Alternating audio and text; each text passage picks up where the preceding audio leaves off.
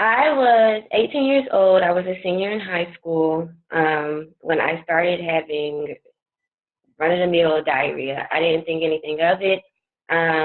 I just kind of thought maybe I ate something bad and it would take care of itself in a day or two.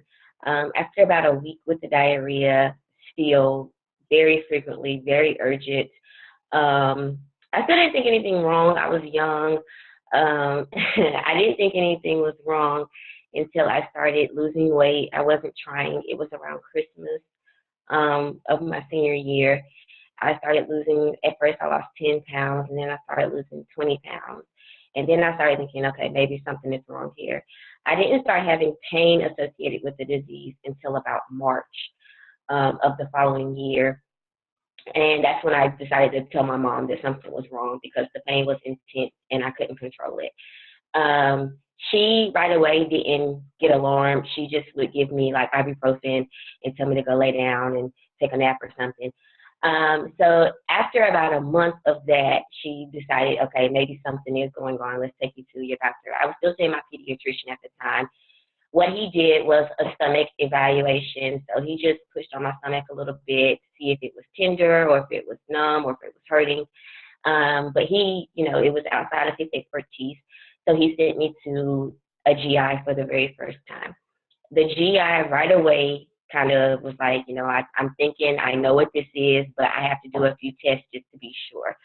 So I had to have a colonoscopy for the first time. It was so scary, but they do put you to sleep. And after the colonoscopy, immediately after, I went into this little room, and the doctor came in and he showed me pictures of my colon, and there were these red patches and these white patches all up and down it, and it was really inflamed. You could see how thickly inflamed it was. My dad was with me, and he said, you have Crohn's disease. I had never heard of it before. I didn't know what it was.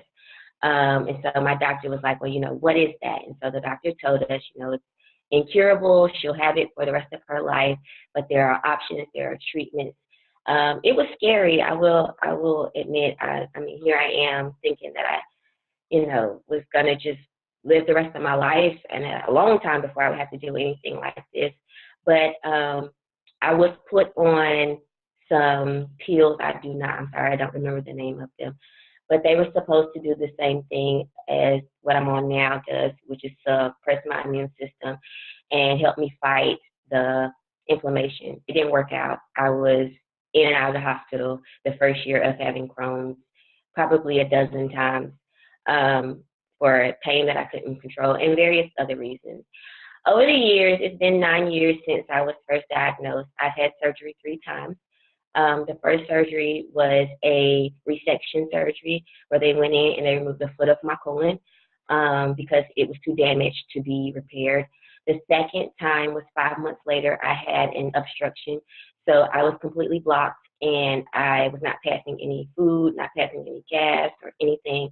Every time I would eat, it would come back up. And so they had to go in and repair that.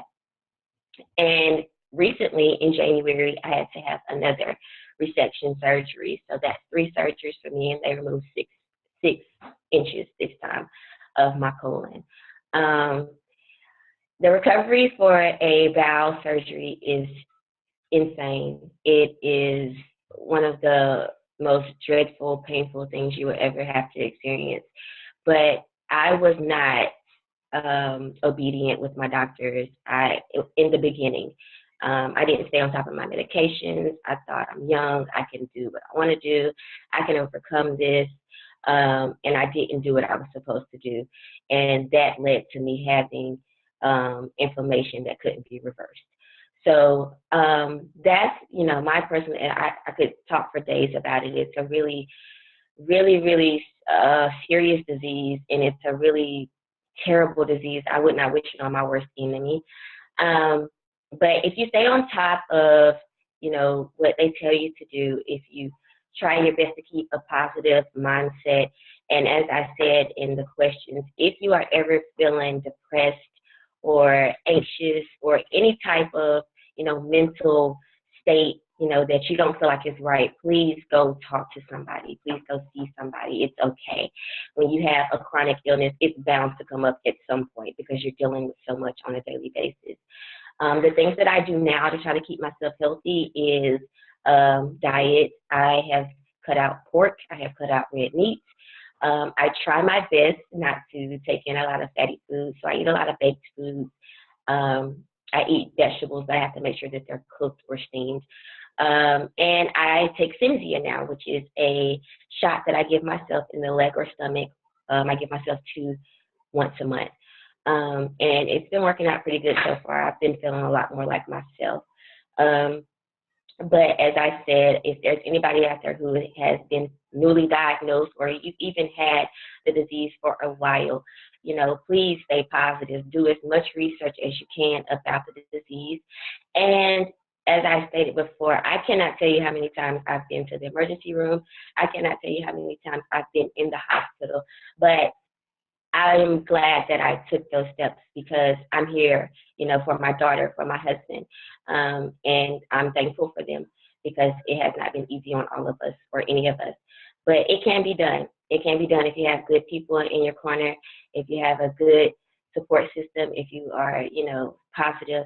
It can be done. It's hard. I hate it that, you know, there's not a cure for it, but the reason that I'm doing things like this is trying to get awareness out there, trying to get people to notice us, trying to get people to see that we are suffering from this disease. And we don't need your sympathy, but we do need you to care. We do need you to see that it's here, and we do need a cure. That's what I really, really want out of all of this. So that's what I have to say about my personal experience.